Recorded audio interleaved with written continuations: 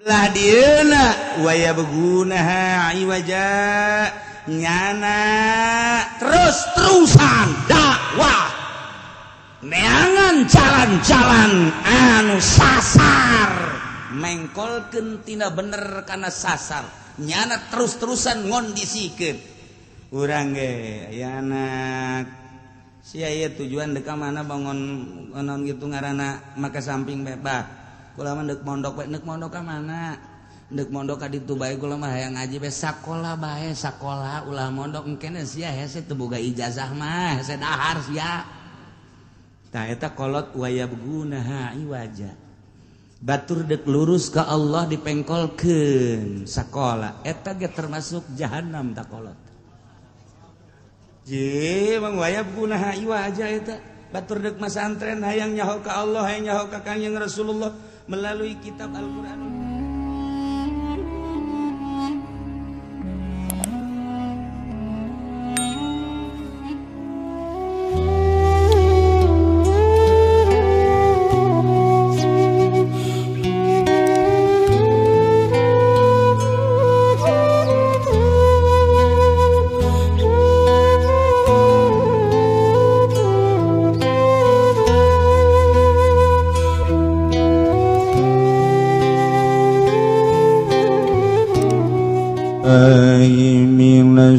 الشيطان الرجيم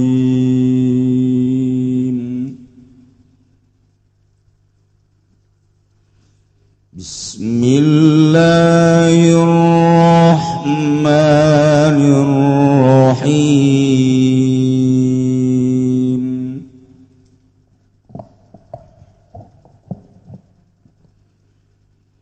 ونادى أصحاب الجنة أصحاب النار أن قد وجدنا ما وعدنا ربنا حقا فهل وجدتم ما وعد ربكم حقا قالوا نعم فأذن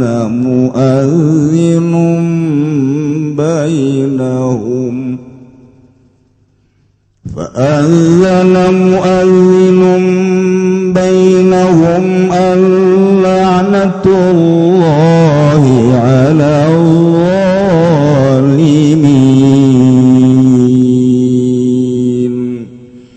wallahu a'lamu bimuradi wa nadalan nyeluk sapa ashabul jannati pirang-pirang kang anduene surga ashaban naring pirang kang anduene neraka taqriron wa tabkita nara netepkeun lan kenara ngahinakeun an qad wajadna satune kalakuan iku temen nemu ingsun sadaya mawa adana ing barang kang wis ngajangjikeun ingsun sadaya rabbuna sapa pangeran ingsun sadaya minas sawabi saking ganjaran hakko kalawan nyata fahal wajadtu maka anatan nemu sira kabeh mawada kum ing barang kang ngajangjikeun ing sira kabeh rabbukum sapa pangeran sira kabeh minal azab saking siksa hakko kalawan nyata qalu ngucap ya ashaban na'am ing lapan na'am inggih fa'adzana mu'adzinun maka nyeru sapong kang nyeru nada munadin tegese nyeru sapong kang undang bainahum ing dalem antarane bainal fariqaini tegese ing dalem antarane pantarara yana ashabul jannah ashaban nar asma'hum ngarungwakeun ya munadin ing fariqain an satune kalakuan laknatu iku tawilanatullah alal ka'al zalimin iku tetep ing atase wong kang zalim kabeh alladzina yasudduna an sabilillahi wa yabghunaha 'iwaja wa hum bil akhirati kafirun wallahu alam bimuradi alladzina nyatane wong akeh kang padanya gaya alladzina kabeh saing manusia sabilillah saking dadalan Allah dini tegas agama Allah wa yabguna alan nyupri alladzina kabeh ing sabilillah ayat tubuna tegas sejarah rupiah alladzina sabila ing dadalan agama Allah wajah ing bengkok muijatan tegas kang ngabengkokaken wa hum lan utawiya alladzina bil akhirati kalawan akhirat kafirun iku kang kafir kabeh.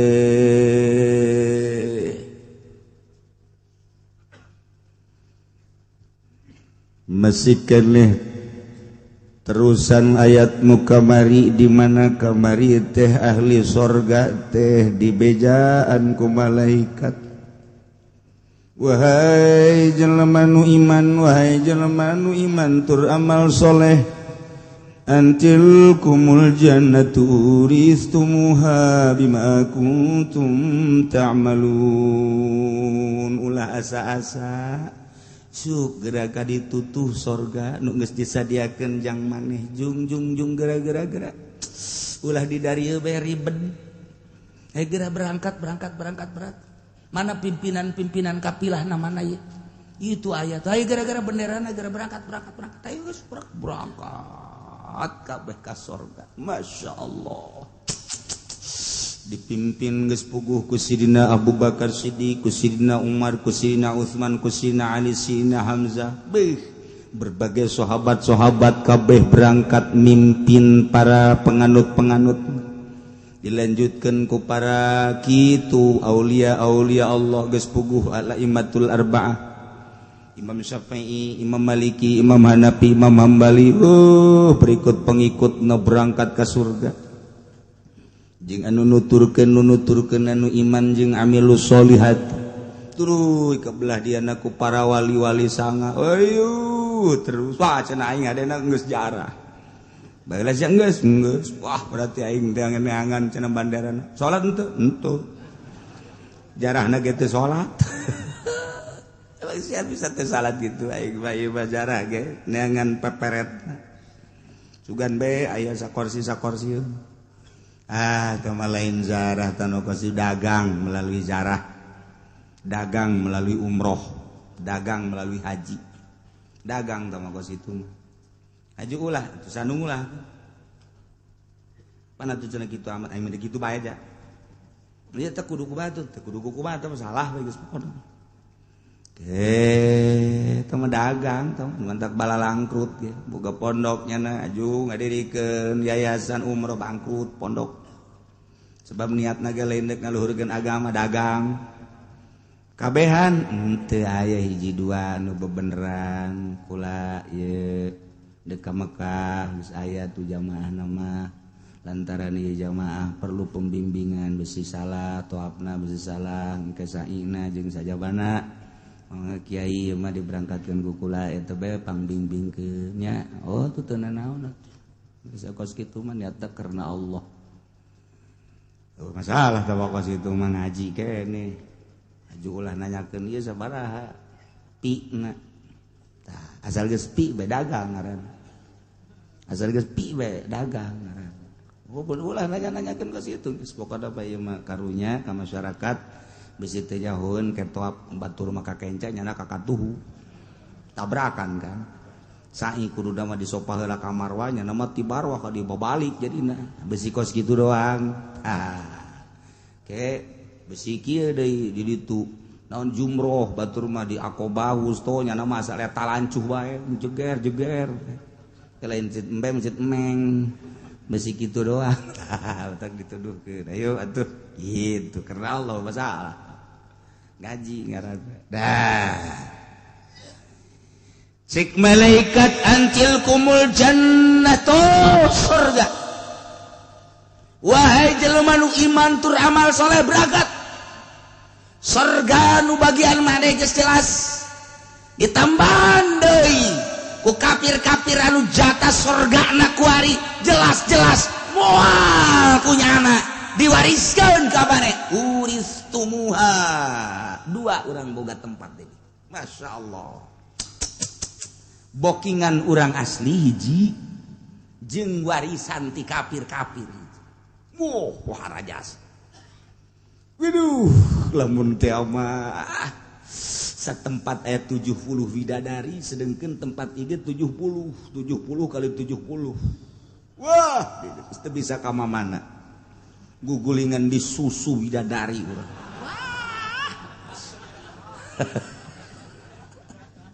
Halo Gusti Allah.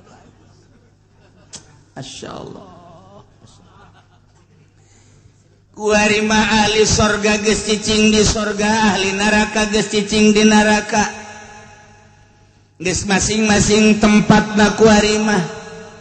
Malah sorga teh pernah dibukakeun ditinggalikeun ka ahli neraka tuh. Itu sorga teh tempat maneh nu sabenerna mun maneh iman jeung amal soleh kulantaran maneh teh iman ka Gusti Allah jeung ka Kangjeng Nabi Muhammad maka ieu tempat anu jang tata dina jang maneh kuari mah geus diwariskeun ka tatangga maneh. Duh. Geus minahin jasa pokona urang di sorga. Kuari mah urang sorga geus cicing di sorga, urang neraka geus cicing di neraka. Maka kuari ahli sorga nanya ke ahli neraka wanada ashabul jannati ashaban nar. Ahli-ahli sorga teh menyeru ngagero ke ahli-ahli neraka. Lamun aya ahli sorga samiliar berarti samiliar ngagero kabeh. Mana tingku haramat samiliar jelema hoi ahli neraka cengeng-cengeng ujian pangang ceuli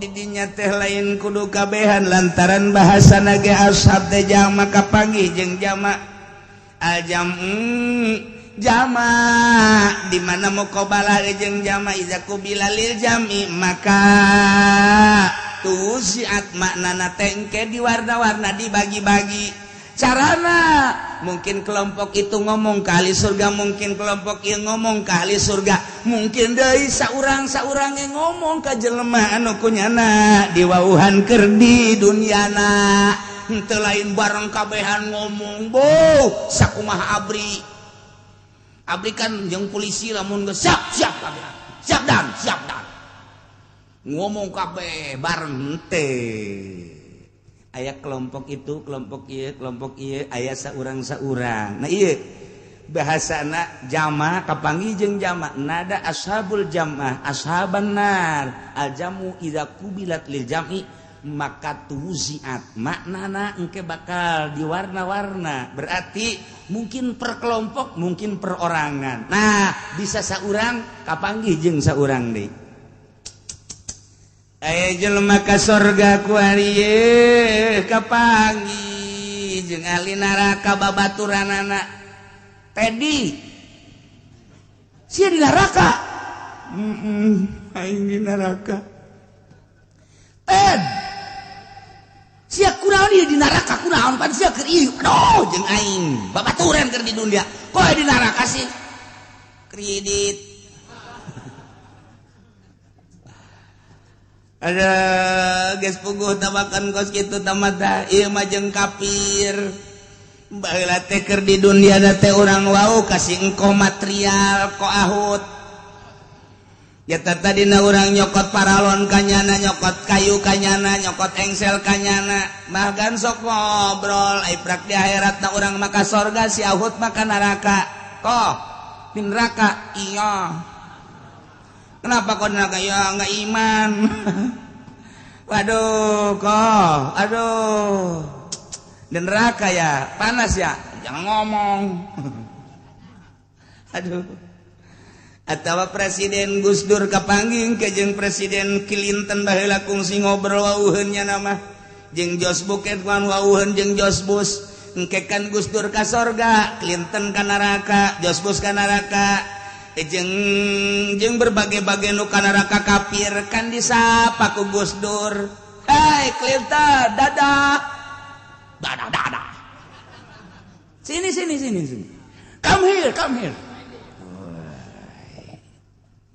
Ngobrolnya ada di dinya. Waduh tuh. Mari teruskan aing. Emang kuna tuh bisa jing. Aduh, langsungnya jadi takut bagaimana kabarnya dan apa yang dilakukan. Aduh. Ngobrol ta perorangan ngobrol. Urang ngobrol jeung sing Kohahut, jeung si siang-siang malingseng ngobrol, jeung si Tegwan ngobrol urang kabeh.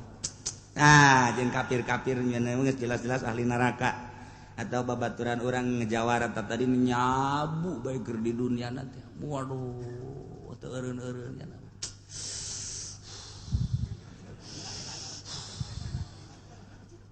Nyaho kaler kidulnya geus teu nyaho naon teu nyaho naon kasanga saya keur naon keur aya di langit aing di langit sabaraha di langit ka-7 aing keur di Sidratul Muntaha goblok nyabu bakos gitu tolol saya kapanggih jeung saha waduh kapanggih jeung Gusti Allah tolol teh coba nu jamu mah bloon nu jabu mah kan lamun kuahan kadengena ngadenge nyana mantes rajaban nyana asa ka langit ngadenge kitu Kangjeng Nabi kitu naon naik buruk nyana asa naik buruk aing jeung Jibril naik buruk ya kan Jibril urang mana bojong tolol taruh jabu gele mah kecil jabu mantep tambah ku ekstasi dicarekan ge seuri nya syakaron tolol sakikitlan we aing keur aya di sorga Firdaus waduh eta jelema nyabu teh kos kadari di Indonesia teh pohara lain bae masyarakat biasa polisi abri nyararabu geus teh aneh ge cenah kieu ulah sok suuzon aing mandek suuzon bae kumaha lamun ditajakeun data lengkapna nyaho jasa aing. Ulah sok sombong ge sekali-sekali sombong. Kon kos nyahoeun jasa makana gitu ge nyaho jasa. Abri nu mana mun bejakeun eta karak rahasia. Polisi mana eta karak rahasia. Lain apa polisi tangkrang gimana bae lo. DPR ge nyabu sarua bae. Sok sambarangan kiai aing ngomong teh abong letah henteu make tulang cak satulangan letah aja henteu eta sasangeunana bae gue main bae aing menyaho sia tilok boga ka nyaho supir ada ngentoge itu sia mah emang kiai osok beberangkatan gitu teu kudu beberangkatan nyaho mah nyaho jasa nyaho di mana kiai makana ceng dah ahli sorga nu geus aya di sorga berbagai kelompok berbagai perorangan kapanggih nyana jeung ahli neraka bahkan ngagero weh tadi weh Kohahut waduh kamu di neraka ya iya nih an qad wajadna ma wa'adana rabbuna haqqan nyata-nyata jelas-jelas kami ini telah ada di surga dan apa yang pernah dikatakan oleh Rasulullah disampaikan dilanjutkan oleh para sahabat dilanjutkan oleh para ulama mengatakan bahwa siapa orang yang beriman takwa beramal soleh nanti akan diberi kenikmatan yang hakiki telah nyata sekarang saya merasakan surga yang luar biasa apa yang dikatakan oleh para kiai-kiai yang kebetulan kiainya juga bukan kiai Golkar kiai Golkar mah nggak tahu sekarang di mana itu kepalanya nggak tahu saya ini mah kiai yang asli ya dia pernah menyatakan bahwa siapa orang yang beriman kepada Allah dan Rasulullah beramal saleh akan diberi kenikmatan yang hakiki surga. Saya telah menemukan qad wajadna ma wa'adana rabbuna haqqan. Mantap bener.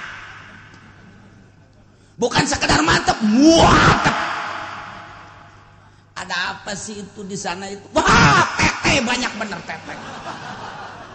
Berbagai potongan semua.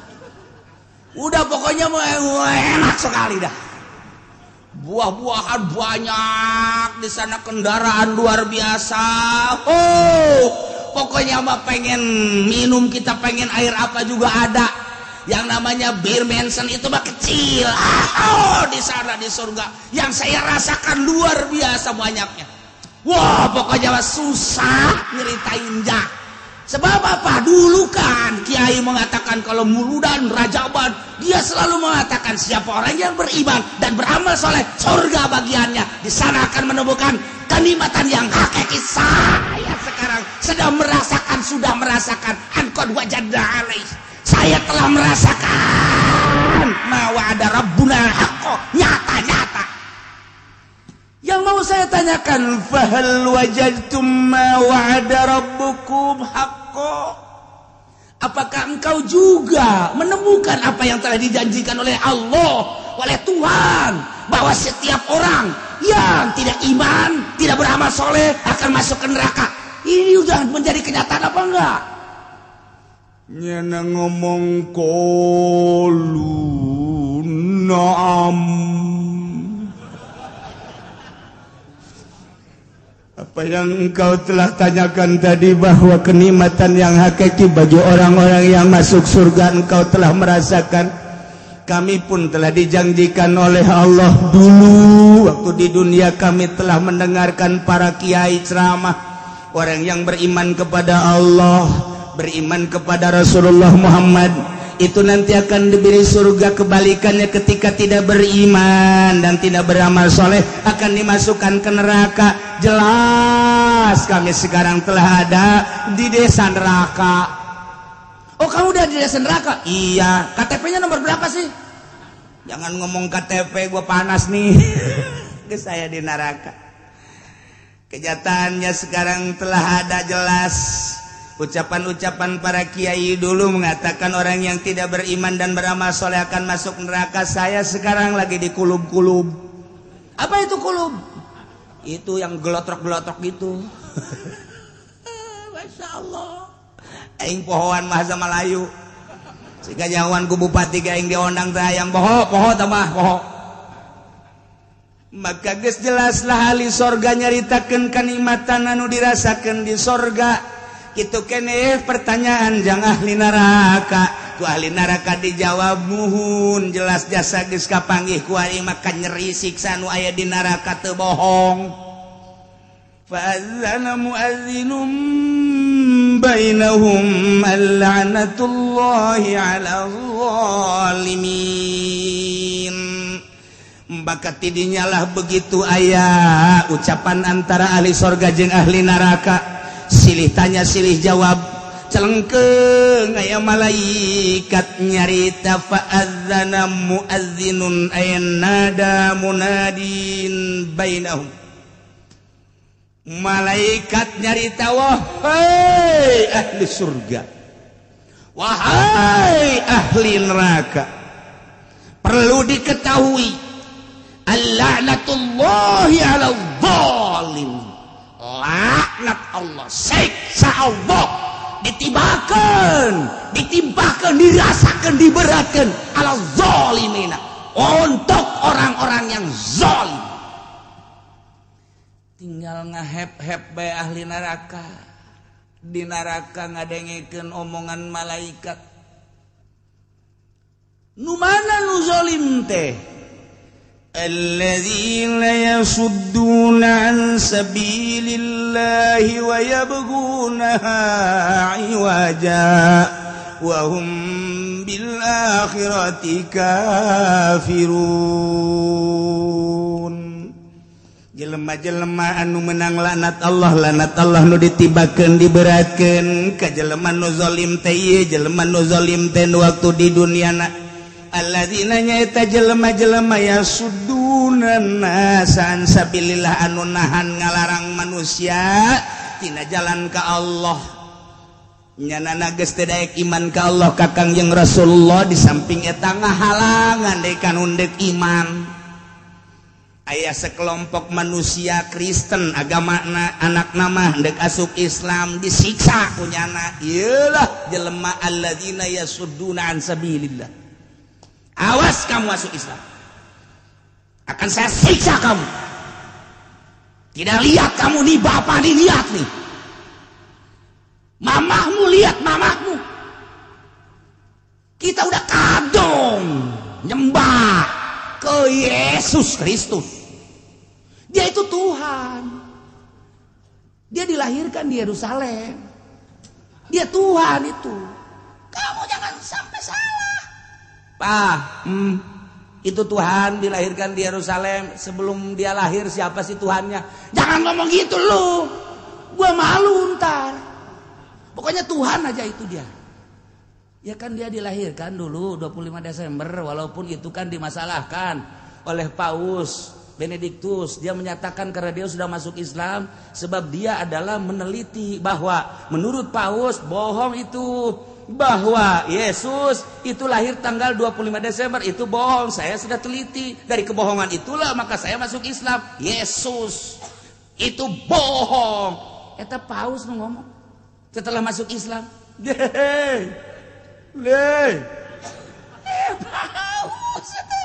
Paus Yohanes Paulus pun mengatakan bahwa Yesus Kristus itu Tuhan dituhankan sebelum dia wafat, sebelum dia meninggal. Saya masuk Islam. Asyhadu an la ilaha illallah wa asyhadu anna Muhammadan Rasulullah. Bohong itu Yesus. Yohanes Paulus nanya, naritakeun kebohongan Yesus Kristus. Nu kuari makana ditahan ge.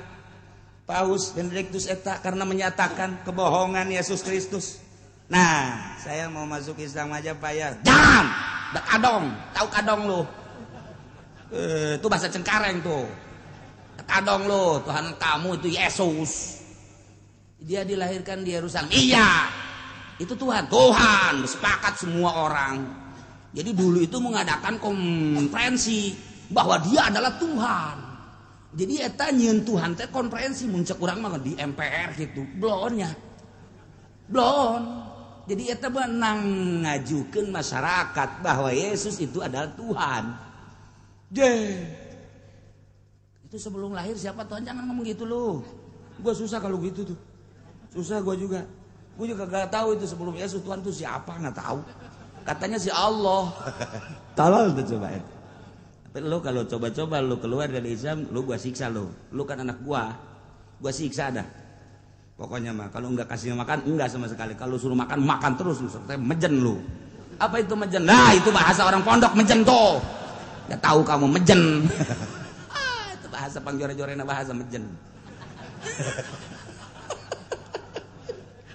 Di dunia enggak bahasa mejen eueuh. Masya Allah, tapi tetap baik hidayah mah datang, hidayatul khalqi, hidayatul irsyad, hidayatul taufik. Allah nu bogana kajen teuing di tengah-tengah masyarakat, di tengah-tengah keluarga nu kafir, wayah datang mah hidayah Islam baik. Boro-boro eta deui, ieu nomor 1 di dunia ngaranna ge Paus. Eta makan imamna Kristen mah, tapi tetap baik wayah hidayah nyulusup mah ku Gusti Allah. Iman mahal iman mah, tapi kadang murah. Anak Ki Haji urang Bitung cuman sekolah doang di Semarang, balik ka dieu asup Kristen. Murikak bulu urang mah. Aya deui jelema ka Yogyakarta kuliah bebenean nyana jeung Kristen, balik hanya setahun ka lemburna, menta ka bapana ditikakeun jeung Kristen. Eta mah no Kristen tah mah Kristen, masa no kudu kawin jeung Kristen. Ji puguku lagi geus asup Kristen. Naudzubillah min zalik. Mahal murah hidayah Allah nu ngatur. Ya Allah ya Rabbi, lamun urang nyaritakeun hidayah Gusti Allah nu agung. Abu Jahal kurang kumaha pinterna mamang ka Kangjeng Nabi tapi tetep bae teu iman ka Kangjeng Nabi. Ya Allah ya Rabbi, tetapi Ki Umer anak bangsawan jelema anu hebat luar biasa, kaya rayanya nama, pakaian anak ge mun kuari mah puluhan juta, tetapi dibere hidayah ku Gusti Allah jadi pelopor jana perang di hareupnya. Hidayah. Hehehe, atuh hidayah mah hese. Jelema ti mana-mana daratang hayang ngadaekeun pangajian supaya leuleus hatena, supaya leuwih nyaho ka Gusti Allah. Hidayah datang, urang lembur di dieu mah endahan indit. Ulah seuris ya, seungeun sarikeun bloon sia. Aing kasinggung. Eta teh urusan Allah, nu mantap kiai ulah sok mamarahan. dititah nage nyampeikeun bae ulah sok maradu tak budak kunaon teu nurut ka aing je titah nurut ge lain ka sia ka Allah matak lamun aya kiai ngomong kieu aing asana pindah meureun di dinya emang kunaon teu daekeun nurut ka aing salah balilahan ta kiai tampiling habak tah kiai kos kitu siana bae ibadah leuwih ti sia ajakan daekeun alhamdulillah teu daekeun atuh sia bae nu bener jalain titah nurut ka sia ka Allah kitu lah cenah kiai geus teu narurut cenah kakula di ditu mah deuk pindah bae aya eueuh dirinya masjid aya nu salat aya berarti kan nurut ka Allah teu nurut ka sia aya naon di hate sia da jelema nama masjid geus aya ibadahna geus salat geus berarti nyaho ka Allah adapun teu nurut ka sia ngaji teu daek da ngaji ka sia dan lain sebagainya siana berarti teu wajar dituturkeun ku urang dinya lantaran di jerona aya proposalan ya dibabetkeun hulu sia ku aing sia tuh pan sia mah cenah kiai mah sayu kos kitu bae aing mah kos kitu pugu ngomong ulah nyalakeun di diri sia introspeksi jalain kita nurut ka sia ka Allah urang cicing di dinya teu ngaji ge teu magahan ngaji jelema geus balaleuneur teu kudu ngaji ibadah bae ka Allah maca Quran nu loba maca shalawat nu loba zikir nu loba jehe ulah sok aju kunaonnya teu daekeun ngararaji ka aing hawa nafsu eta kos kitu jehe nah alladzina yasudduna an-nasa an sabilillah nahan teu meunang asup Islam saya Kristen yasudduna an sabilillah saya Yahudi yasudduna an sabilillah urang kuari lamun nyaritakeun tentang penganiayaan Yahudi terhadap Islam Masya Allah aya nu geus 3 peuting saminggu teu dibere dahar datang ka dinya sugan teh dibere dahar tonjok yeuna huluna ku pistol ces golepa seringan penganiayaan Yahudi terhadap Islam emang kos kitu Yahudi mah ti baheula ulah dijadikeun ku kumaha biasa bae urang mah ibadah ka Gusti Allah geus aya catetanana di Lauhil Mahfuz teh kos kitu nyana mah nyana urang mah urang bae ku ari nyaritakeun tentang dakwahna Yahudi di Indonesia je atuh emang nyana mah ti baheula dakwahna kos kitu nya mah deuk ngayahudikeun Islam urangna bae sing kuat iman ka Allah iman ka Kanjeng Rasulullah kakarak dibere kredit ge urang ngelai kakarak dibere televisi ge ngelai dibere tayangan-tayangan ge urang ngelai datangkan teu berjamaah mimitina kablah ditu lemah teu salat dia tuh urang anu salah jadi urang anu bener mah ya teu hayang aing diperbudak ku Yahudi piceun ta televisi kurang emang sireman ganti tolol kayak aja tolol itu boloon bin tolol tegerat teh ngomong alay Yahudi atuh aing Yahudi mah Uzair atuh aing mah Kangjeng Nabi Muhammad Nasrani maka ditu Yesus Kristus atuh aing mah Allah jeung Kanjeng Nabi Muhammad kumaha cek Allah bae aing mah dina Al-Qur'an geus dicaritakeun politik menurut Al-Qur'an ekonomi menurut Al-Qur'an aing mah deuk nurutan eta nyana dakwah aing bae titik beres ujian ieu mah sok kabawa ku pikiran nyana Pak ayo sia geura dakwah di dieu ye tolong sebangun panasna mah Dunam jangan di dia ngembangkan Kristen. Aisyah nggak sholat, ingin tiok sholat aja mah. Orang pada yang seri. Aisyah balinger kan dah. Ya tu pokoknya nama aing mah sholat ke. Aing kudunya ngembangkan dia bentar ayang ngomong. Atau pikiran siapa yang lain kudu sholat. Lah kalau mau ngaum siapa pokoknya. Tak. Sebab nukos gitu mah okos bener baik. Mungkin aku. Tidak boleh. Panggil dan aku pendeta. Kamu ini ada apa sih? Pokoknya nggak boleh ngembangin di sini, nggak boleh. Kami yang merasa tenggagu. Kamu punya mobil nggak? Punya. Bagus. Tuh bawa mobil saya. Yang mana? Oh no. Makasih ya. Yang kurang lembur. Kemarin telepon sih galak amat kita ngomong. Lah, masing-masing basi agak ngomong. Masing-masing basi. Ini orang negara demokrasi. Tunggu sebaik. Kurang nyana kok beda jeung kamari lo omong eta sih ganti mobil nanti mana eta lah masalahna tuh kan Ayeuna teu salat tokos kitu. Ayeuna salat lain ibadah teger mah. Ngaganggu kana salat aing. Ngaganggu kana perjalanan ibadah aing. Ieu teu beres ye kajian kumaha. Eta. Urang kan kababawa ku hari. Kababawa urang ku hari make pakaian ketika Natal milu, make nu moncongong ka dieu milu, trompet milu. Urang lamun nyaho sejarah nama sedih sebenarnya. Kumaha di Spanyol baheula aya Raja Isabella. Pan Spanyol teh negara Islam. Mantap loba ulama jebolan Spanyol, orang Spanyol. Ketika raja tersebut dek ningali kebiadabanana, maka dibrondollah muslimin temakan. Ketika nunurut ka raja dicirian etalah make kerucut eta mah teh ditembak. Siapa yang ikut agama aku, nurut kepada aku, aturan-aturan aku, cek Isabella.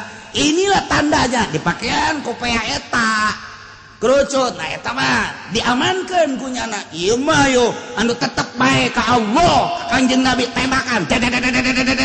Sabaraha puluh ribu mungkin ratus ribu buak. Aya tuh nu make kerucut kabeh eta mah aman. Sugan teh deuk diamankeun ternyata ditembakan keneh bae terakhir. Bawa ke tempat ini juga sama. Tembak kabeh beres. Beak kabeh. Etalah kopeah kenang-kenangan Spanyol datang ka kuari. Dipake ku anak urang sebenarnya mah nyana teh nganyerikeun urang duh sia goblok. Kunaon make kopeah kos gitu? Eta teh penganiayaan terhadap Islam. Urang teh nyaho sejarah dipake bae pan ku urang.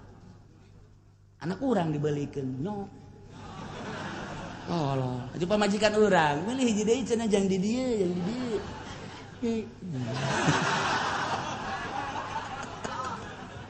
Teu nyaho sejarah makana. Mun urang nyaho sejarah deuh Inggris. Masyaallah. Eta teh non kitu ngaranna pembantaian terhadap umat muslimin, mukminin. Ulah. Cukup pakai kopeah bae, cukup pakai kopeah hideung, make kopeah haji ulah make nu moncongong kos itu. Bila perlu geus urang mah daripada kos itu make helm bae geus. Make helm ka masjid geus make helm bae geus urang. Kunaon sih make helm lain daripada make nu ka luhur mending make helm bae geus. Salat geus dikitukeun bae geus make helm bae. Tuh, teu kebal pamajikan datang aya ka haji aya. Di masjid sing hade besi galak. Emang konon rada robah pikiranna. Lain maka gerogol ka masjid. Nah ieu alladzina yasudduna an sabilillah nu ngahalangan nyana dakwah menghalang-halangi untuk masuk Islam. Kabelah dieuna wa yabgunaha iwaja nyana terus-terusan dakwah neangan jalan-jalan anu sasar mengkolkeun tina bener kana sasar nyana terus-terusan ngondisikeun urang ge aya anak sia ieu tujuan deuk ka mana bangun onon kitu ngaranna make samping bebas kula mah deuk mondok bae deuk mondok ka mana deuk mondok ka ditu bae kula mah hayang ngaji bae sakola bae sakola ulah mondok engkene sia hese teu boga ijazah mah hese dahar sia tah eta kolot wayabgunaha iwaja batur deuk lurus ka Allah dipengkolkeun sakola eta ge termasuk jahanam ta kolot je mang wayabgunaha iwaja eta batur deuk masantren hayang nyaho ka Allah hayang nyaho ka Kanjeng Rasulullah melalui kitab Al-Quranul Karim anu dijabarkan ku Kanjeng Nabi Muhammad melalui hadis Bukhari Muslim dan lain sebagainya anu diijmakan ku para ulama melalui kitab-kitab fikih dan lain sebagainya nyana hayang nyaho ka Allah melalui syariat naik tarekat naik hakikat cakolot da ulah sakola bae sia dibiayaan ku aing hayu hayang kuliah ka mana deuk ka Semarang deuk ka Kudus deuk ka Yogyakarta deuk ka Mesir hayu ku aing dibiayaan asal sakola ieu kolot wayabguna iwaja jahannam J. Sia eta ngagogondol tas naon sih duit bah. Deuk ka mana? Deuk ka dealer bah.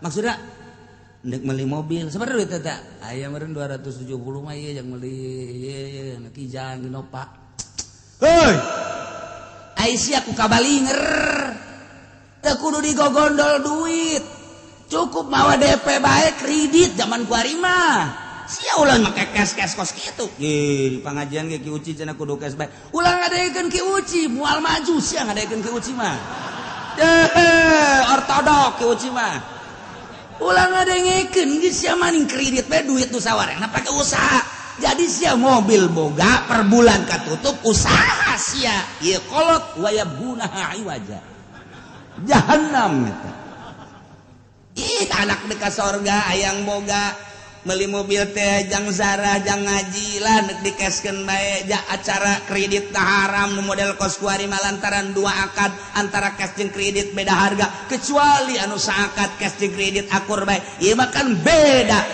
ieu mah ndek lurus jalan ka Allah melalui cash diulah ku kolotna wa yabgunaha iwaja jahannam ta kolot dipengkolkeun ku kolotna masyaallah ceng sia ieu bangona nyekelan foto bae eta naon ieu bebene bah nalah ieu bebene sia bapak ngalamarkeun ka ditu ke heula pan sia anak abah pan dilahirkeun ku emak sia ieu teh pan hasil totoker abah sia teh abah bebeakan amat bah maksudna sia supaya nurut ka aing capek nyeun sia nu bener bah ye ieu kieu caritana ieu si bebene sia ieu make jilbab make samping emang santri di mana mondokna di Kinasuha Putat aing teu sedap teresep aing boga minantu santri aing mah teresep aya aing mah sia boga sia teh boga pamajikan teh ya nu kuliah ye bahasa Inggrisna hebat bahasa Jepangna hebat bahasa Koreana hebat tah eta nu kos kitu ulah nu make jilbab kos kieu mah teresep ye boga minantu kos kieu ye paling ge salat bae kos kitu kita dagang teu bisa kita nanaon teu bisa teresep aing mah kajen teh teu salat pokon pamajikan sia asal modern ieu kolot wayabgunaha iwaja jahannam ya kolot loba jasa ieu kolot di urang kan nu jahannam asana bagi dua bawa di majelis ge ieu jahannam kabeh ya Allah ya Rabb ceng saya ngeluarkeun motor ke mana ngaji bah ke mana Cilongok ya Allah ya Rabbi rumah tangga sia moal beres ku ngaji moal anggeus ku ngaji deuleu pamajikan sia tuh atuh pan sia eta kan kudu dahar kudu naon emang ngaji ku situ diberean duit ku kiai moal beres ku ngaji beresan heula imah tangga sia tah kajen ku kumaha ge je ulah ngaji bae abah teresep neuleuh sia ngaji bae mun abah neuleuh sia dagang aing resep tapi ngaji bae abah teresep wayabgunaha iwaja ieu kolot beuleum habak bawakeun obor ku naon sia beuleum abah pandek beuleum daripada di neraka mending ku ari bah sia masokan teman-teman wayabgunaha yatlubuna sabil iwaja nu bener disalahkeun nu deuk ka dieu ka katu diulahkeun nu deuk lurus diulahkeun teh iya naon ieu ieu muludan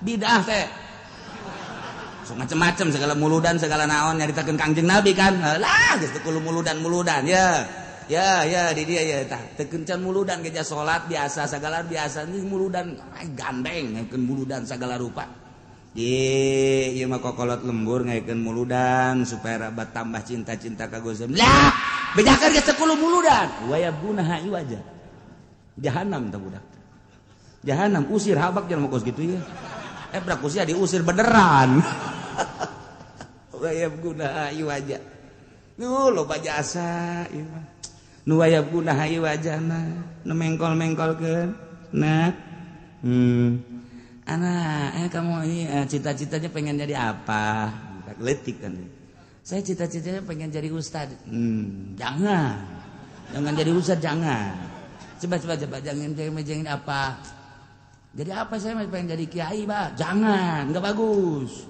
Abah jadi apa? Masinis aja. Ya. Masinis kereta api. Belum tak kolot. Jadi ustad ulah jadi kiai ulah jadi masinis. Atuh naon bedana jeung tukang beca masinis mah. Ngan beda saeutik doang itu mah buleud setirna ieu mah panjang.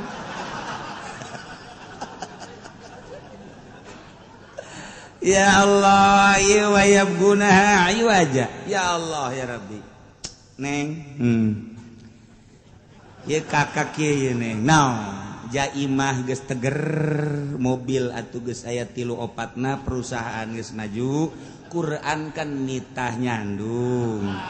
Nah ieu mah kakak mandek adil saadil-adilna pokona mah mun di neng 2 poe di dieu 2 poe mun di neng sapoe di dieu sapoe itu mah kumaha musyawarah jeung para syaitonir rajim engke. Nah ieu kumaha neng tah kumaha tah kira-kira jai imah geus teger kendaraan aya kakak usaha geus alhamdulillah asana meureun sapoe 10 juta mah kakak teh akan ngahasilkeun ka jakarasa ku neng di bank ge loba keneh kan duit. Nah ieu mah kan masalahna ieu karunya loba awewe anu teu boga salaki ger terutama aya janda-janda aya yatim mah tak karunya ka yatimna kakak mah atuh heuh jak kakak mah aya soal kikituan mah jeung neng ge kurang kumaha ngan yatim. Kan ai mere langsung ka yatim makan teu bagus. Ai kitu makan makna dikawin kan jadi yatimna kan bagus. Yatim. Mulai geus ceuli ai galedeg dadedor. Ieu bandek lain nanya wah kitu ieu mah kira-kira ridho teh henteu. Wayab gunaha iwaja. Tuh siapa emang hayang meureun. Masya Allah. Tapi pamajikan ngasehatan kak kula ge janyaho jak kula ge santri imah dosa kieu mah geus leuwih ti teger atuh kendaraan ja hampir teu kapake duit ja loba kakak ieu ngadidik kula ge hiji teu kadidik umum 2 kak kira-kira kakak kumaha tah engke di akhirat tanggung jawabna kula ge ieu bisa salat bisa puasa dan lain sebagainya lain di kakak meunang ti sejen engke kakak lamun kawin deui teh kakak kumaha aju kakang ke berat ka ditu kulang ke teu gilir-gilir eta siap untuk ka neraka jahanam bel. Tungtung nama tol. Adena cek awewe emang sia mah yang kitu bae. Dasarna sia mah embung wayab gunaha iwaja. Udah loba jasa ya.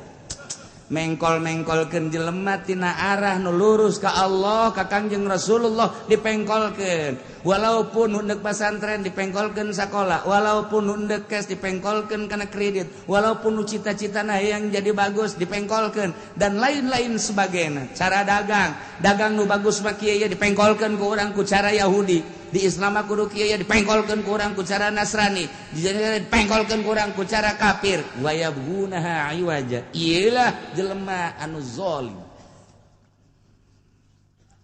Di Indonesia lain make aturan Al-Qur'anul Karim make aturan-aturan kitu ham.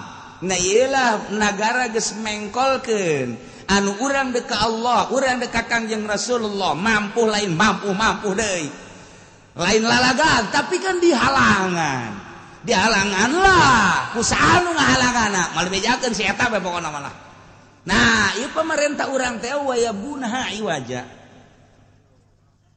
sebab teu make aturan-aturan Al-Qur'anul Karim zalim mun nyaritakeun pemerintah adil di Indonesia eueuh sahuntu-huntu acan sebab teu make aturan Al-Qur'anul Karim. Ketika kajian geus teu make aturan Al-Qur'an maka demokrasi asal sing bener demokrasi mana buktina wayabgunaha iwaja. Polisi yabgunaha iwaja, ABRI yabgunaha iwaja, DPR yabgunaha iwaja. Kitu kene pamarentah yabgunaha iwaja, tinggal tunggu we paeh jahanam. Di cenah kiai sok sangeunahna ulah kitu atuh nyuran aing mah kitu bae. Supaya sadar doang ieu masalahna. Oh, ja heueuh supaya kitu doang. Nah, malaikat nyarita laknatullahi 'alal zalimin. Laknat Allah dibikeun dibere, ditembelkeun ka jelema nu zalim. Ya rek, jelema nu ngahalang-halang kana agama Allah, jelema nu mengkol-mengkol kana lurus supaya belok, supaya mengkol. Ieulah bari manehanana wahum kafiruna bil akhirati nyana teu percaya ka akhirat geus puguh Yahudi geus puguh Nasrani teu percayaan kana yaumal jaza jaga di akhirat gitu kene berbagai kafir teu percayaan di akhirat bakal aya babalas urang ge percaya kosdu teu percaya lantaran cak haram cak agama nyana terus bae ngalakonan haram ieulah sarua jeung wahum bil akhirati kafiru ahli surga nyarita jeung nanya ka ahli neraka ternyata nyaritakeun tentang kanikmatan di surga kapanggih nu baheula hanya carita ku ari bakal rasa kitu kene neraka nu baheula hanya cerita ku ari bakal rasa. Nah, masih berlanjut kene. Wa'alal arafi rijalun. Engke aya araf antara surga jeung neraka aya tempat ngaranna araf saha ye nu bakal cicing di araf wallahu a'lam bishawab.